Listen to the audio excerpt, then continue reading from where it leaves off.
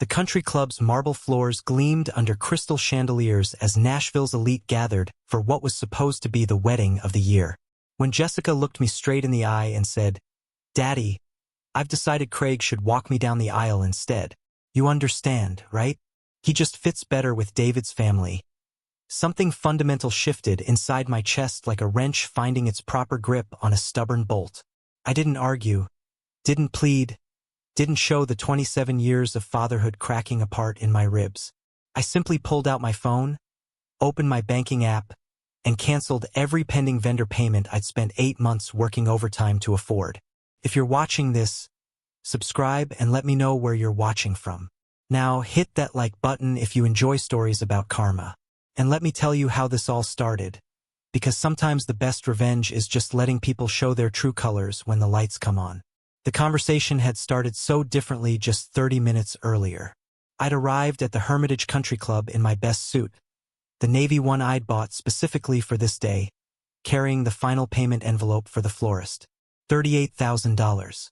Every penny I'd saved, every weekend job I'd taken, every sacrifice I'd made since Jessica announced her engagement to David Whitmore, whose family owned half the commercial real estate in Belle Meade. "Daddy!" Jessica had rushed over in her rehearsal dress, all smiles and nervous energy. "I'm so glad you're here early. I wanted to talk to you about tomorrow." The country club's main dining room buzzed with activity.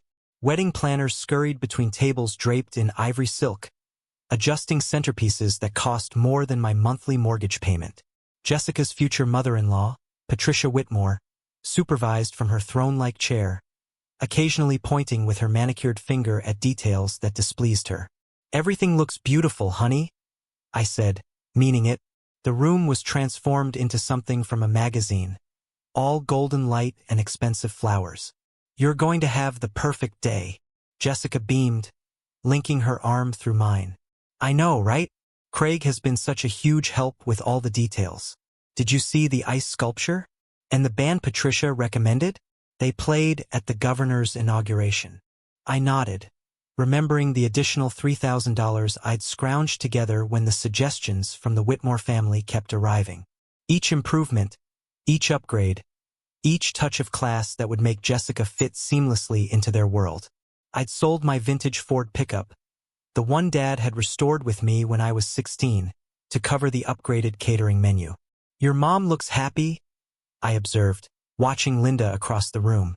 She wore a designer dress I couldn't afford to buy Jessica for Christmas, talking animatedly with Craig Morrison, her second husband. Craig caught my eye and gave a polite nod, the kind you'd give to hired help.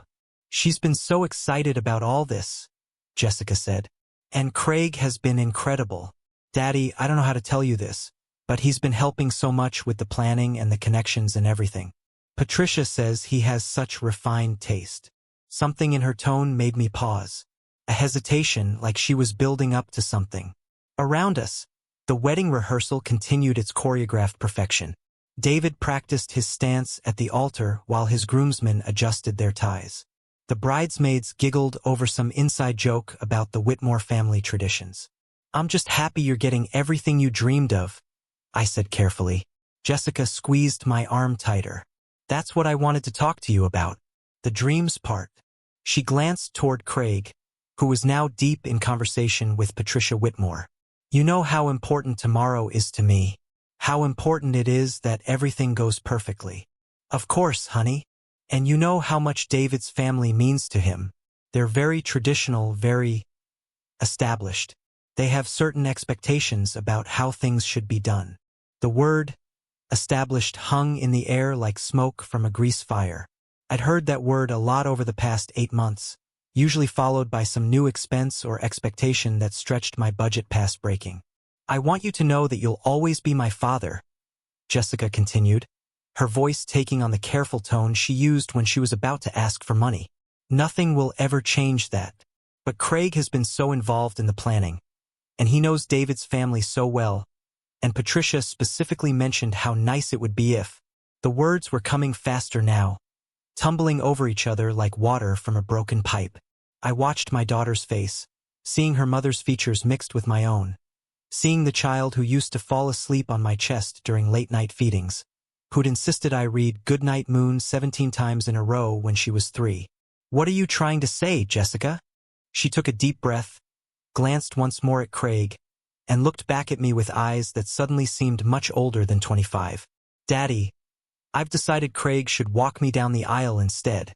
The words hit like a sledgehammer to reinforced concrete. Clean, definitive, shattering. "You understand, right?" She continued quickly. "He just fits better with David's family. He knows how to act around them, and honestly, the photos will look better. You can still come to the wedding, of course. You'll sit with Mom and Craig in the family section. But maybe don't mention that you paid for everything? Patricia thinks Craig and David covered the costs, and it would be embarrassing if people knew about. The country club suddenly felt very quiet, despite all the activity around us. I could hear my heartbeat in my ears, steady and loud like a pipe wrench hitting metal. Across the room, Craig was laughing at something Patricia had said, his hand casually resting on Linda's shoulder like he owned her too. "The photos will look better," I repeated slowly. "Well, yes, Craig is very photogenic, and he has that natural elegance. And he speaks their language, All those references to art and wine and European vacations. You're wonderful, Daddy. But this is David's day too. And his family." "His family," I echoed. Jessica nodded eagerly, mistaking my repetition for understanding. "Exactly. They're very cultured people. Very sophisticated. Craig fits that world perfectly. You're more authentic, down to earth, blue collar. And that's beautiful in its own way. But tomorrow isn't about authenticity. It's about making the right impression. Blue collar." The phrase settled in my chest like concrete, hard and permanent. I looked around the room I'd paid to rent, at the flowers I'd bought, at the guests who would eat food I'd worked overtime to afford, and something mechanical clicked into place in my mind. Not rage, not hurt, but the kind of cold precision that comes when you finally understand exactly how a complex system works. "I see," I said quietly. "I knew you'd understand." Jessica hugged me tight, and for a moment she was 5 years old again, thanking me for fixing her broken doll. "You're the best daddy in the world. That's why I know you want what's best for me, even if it's not what we originally planned." What we originally planned. Like I hadn't spent the last 8 months working 16-hour days to make her dreams come true. Like I hadn't sold everything of value I owned to fund her perfect day. Like I hadn't called in every favor and worked every weekend job available in Davidson County to gather $38,000 for a woman who now thought I was too embarrassing to acknowledge. "Where will I sit?" I asked, my voice steady as a level. "Family section, like I said. 3rd row, probably.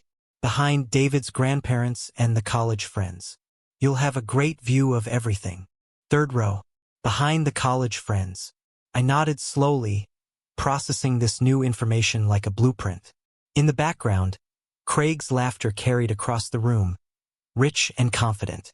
He was telling some story about a wine tasting in Tuscany, gesturing with hands that had never been stained with grout or cut by copper pipe. "And you're sure about this?" I asked. "Completely sure," Jessica said, relief flooding her voice. "I'm so glad we talked. I was worried you might be upset, but I should have known you'd be mature about it. That's the difference between you and someone like Craig. You actually care about what makes me happy." The irony hit like a perfectly thrown punch. I cared so much about her happiness that I'd mortgaged my future for it. I'd worked myself into exhaustion for it. I'd sacrificed my truck, my savings, my retirement, and my pride for it. And now I was being rewarded with a 3rd row seat and instructions to keep quiet about my contribution. "I need to make a phone call," I said. "Of course. I'm going to check on the cake setup. Patricia wants to make sure the sugar flowers match the bouquet exactly." Jessica kissed my cheek, the same spot she'd kissed when she was little and I'd pick her up from school. "Thanks for being so understanding, Daddy. I love you." She walked away, her heels clicking on the marble floor, already focused on the next detail of her perfect day. I watched her go, this woman I'd raised alone for 7 years after the divorce, who I'd supported through college and graduate school, who had called me crying when her last boyfriend broke up with her and begged me to fix everything like I always had. I walked to the men's room, locked myself in a stall, and pulled out my phone. My hands were steady, surprisingly steady, as I opened my banking app. $38,000 in scheduled payments, spread across 6 vendors, all set to process over the next 3 days. Thompson Plumbing had taught me that every system has a pressure point. Find the right valve, apply the right force, and you can shut down the whole operation. I'd been fixing broken systems for 35 years. This one was no different. The venue payment, $8,000, scheduled for tomorrow morning, canceled. The catering balance, $12,000, scheduled for Sunday, canceled. The florist final payment, $4,500, due Monday, canceled. The band, $7,000, due Tuesday, canceled.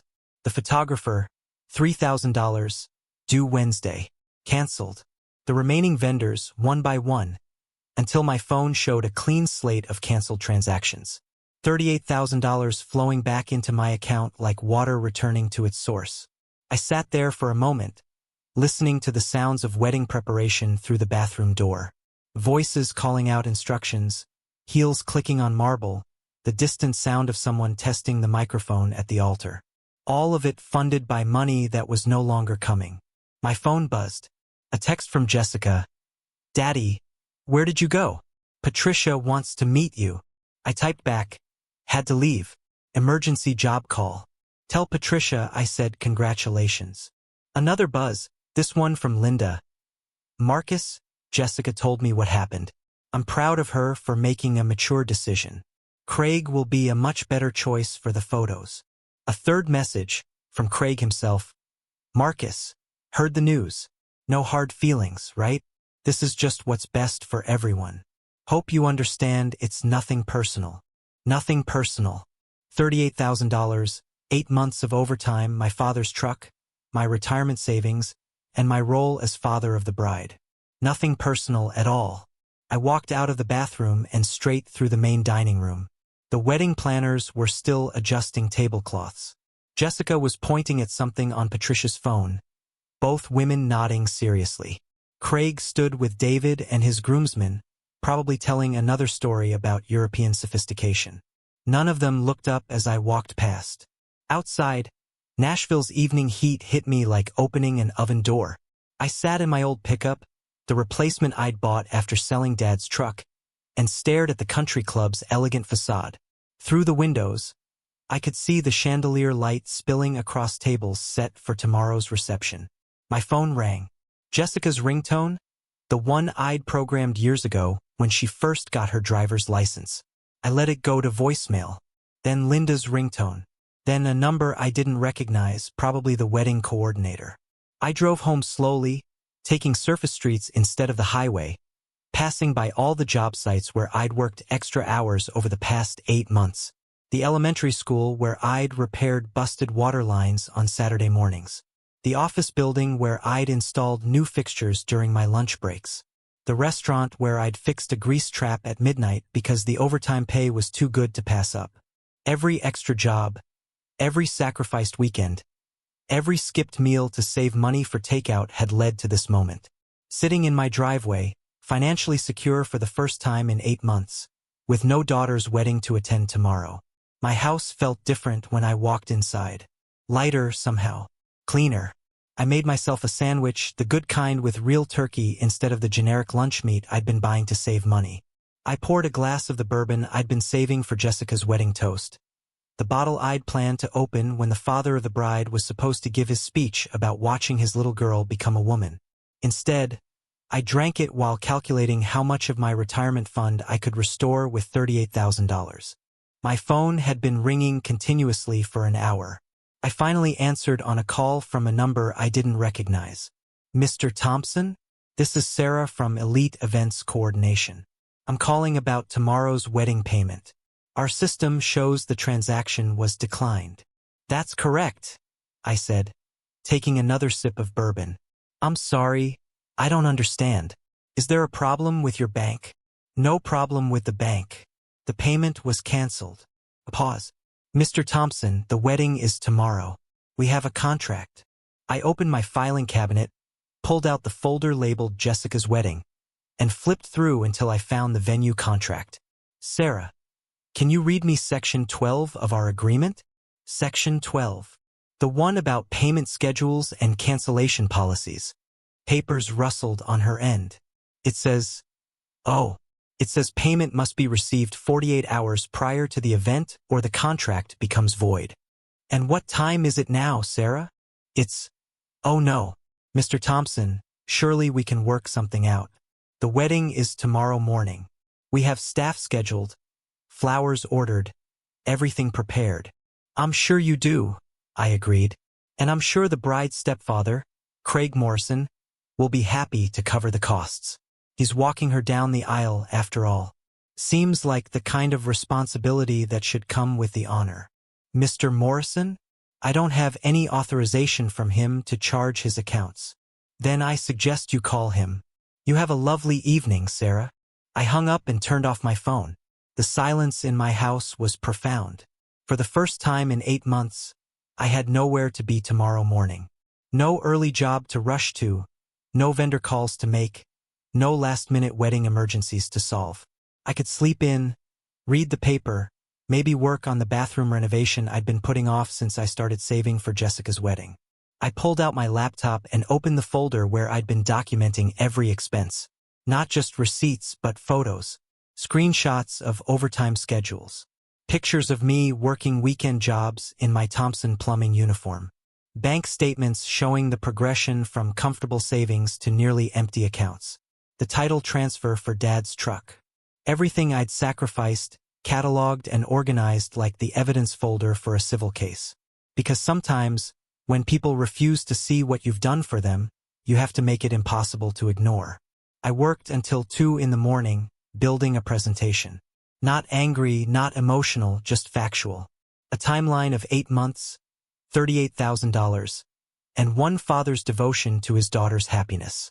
I included Craig's text message from tonight. Hope you understand it's nothing personal.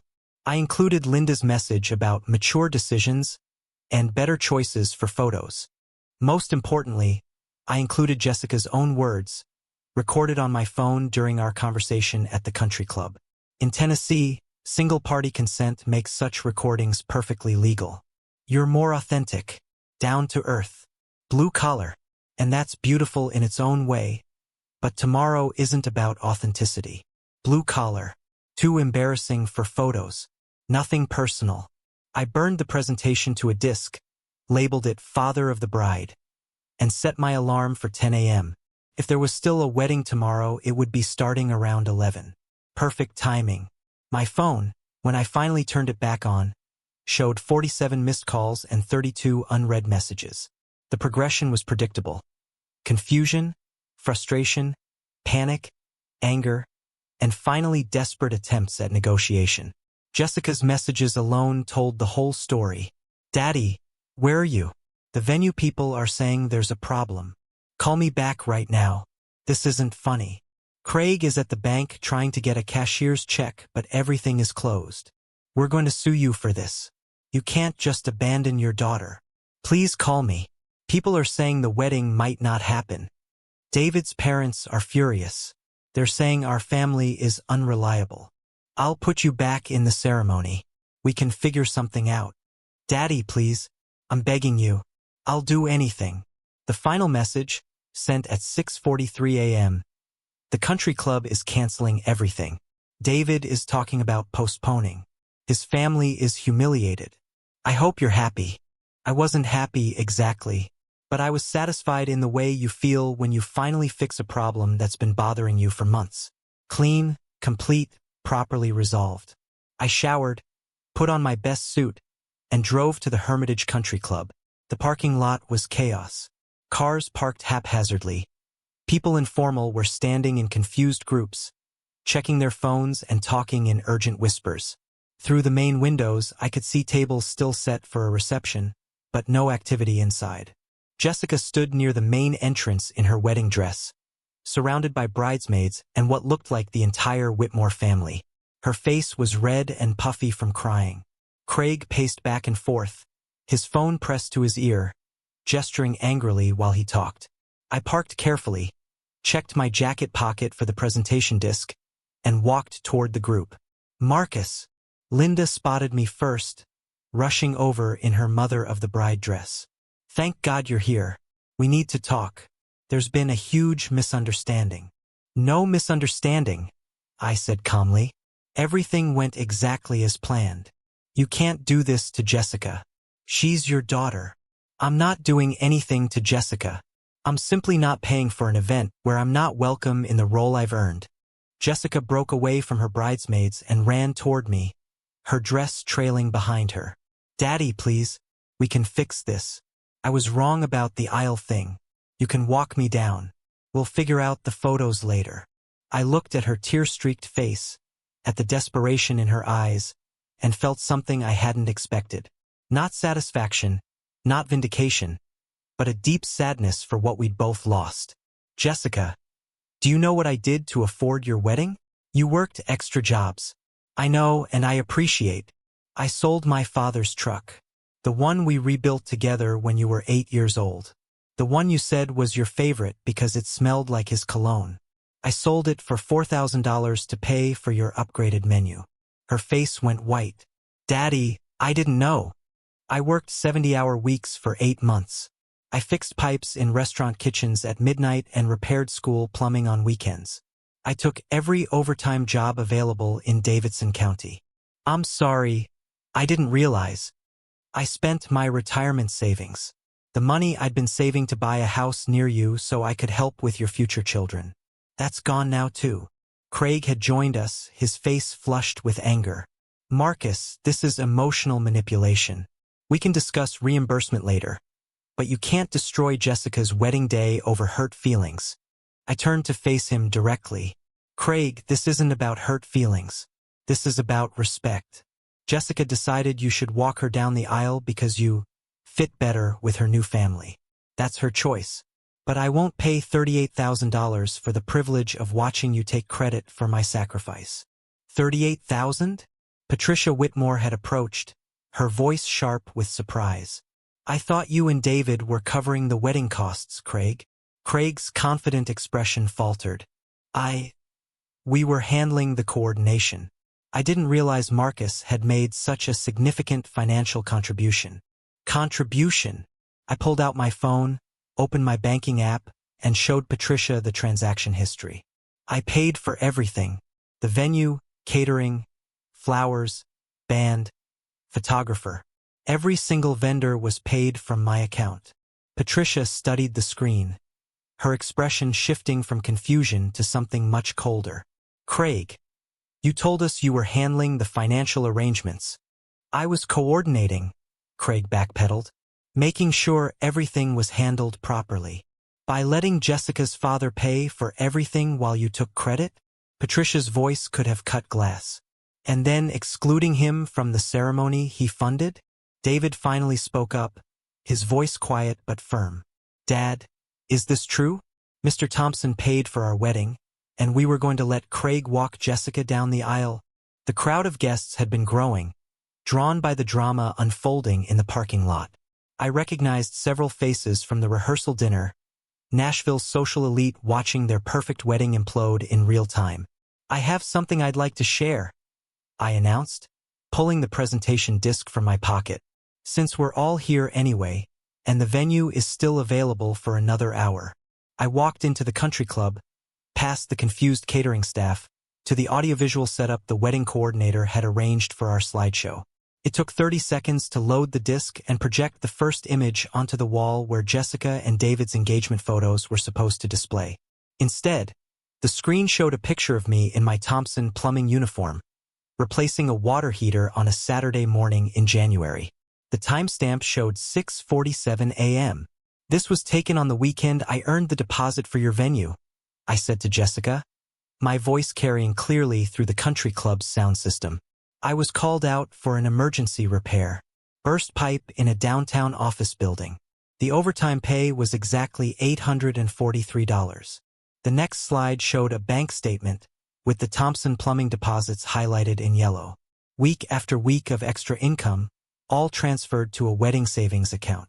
8 months, I continued. 37 weekend jobs. 42 overtime shifts. 168 days of working more than 10 hours, all to afford Jessica's dream wedding. The slides continued. Pictures of me working late into the night, bank transfers, receipts, vendor contracts. All signed by me, all paid from my accounts. All sacrificed to make one young woman's fantasy come true. Then came the screenshots of text messages. Craig's dismissive comments about blue-collar embarrassment. Linda's message about mature decisions and better photo opportunities. Jessica's own voice, recorded at yesterday's rehearsal, explaining why her stepfather would make a better choice for walking her down the aisle. The final slide was simple white text on a black background. Sometimes the best gift a father can give his daughter is teaching her that actions have consequences.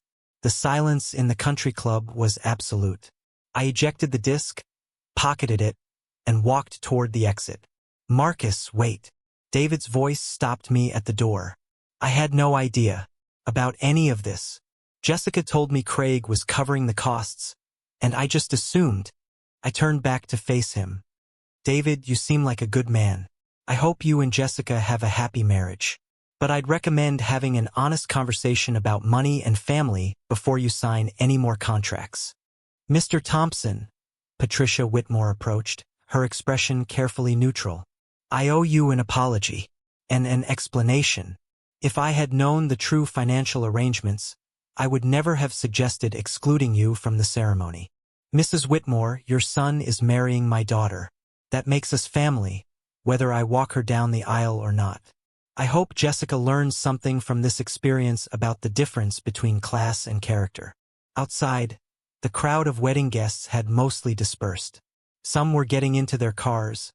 Others stood in small groups discussing what they just witnessed. Craig was nowhere to be seen, but Linda waited by my truck. Marcus, this was cruel, she said as I approached. Jessica is heartbroken. Jessica is embarrassed, I corrected. There's a difference. She's embarrassed that her priorities got exposed in front of people whose opinions matter to her. She's your daughter. You're supposed to love her unconditionally. I paused with my hand on the truck door. I do love her unconditionally, Linda. That's why I spent 8 months working myself into exhaustion to pay for her wedding. But love doesn't mean enabling selfishness. Sometimes it means letting people face the consequences of their choices. 6 months later, I ran into Jessica at a coffee shop in Green Hills. She was alone, wearing jeans and a simple sweater, looking more like the daughter I remembered from before Craig and the Whitmore family entered her life. Hi, Daddy, she said quietly. Hello, Jessica. How are you? Married, she said with a small smile. We had a small ceremony at David's parents' house. Just immediate family. I'm glad you worked things out. Craig and Mom got divorced, she added, not meeting my eyes. Turns out Patricia's business contacts didn't appreciate being misled about financial arrangements. Craig lost several development deals. I nodded, processing this information. David and I are living in a smaller house now. He's working for a different firm, one that didn't do business with Craig. We're learning to live within our means. That's probably healthier, I said. Jessica looked up at me then, and I saw something I hadn't seen in years. Humility, the kind that comes from genuine understanding rather than temporary embarrassment. I've been wanting to call you, she said, to apologize. Really apologize. Not just because I needed something. I'm listening.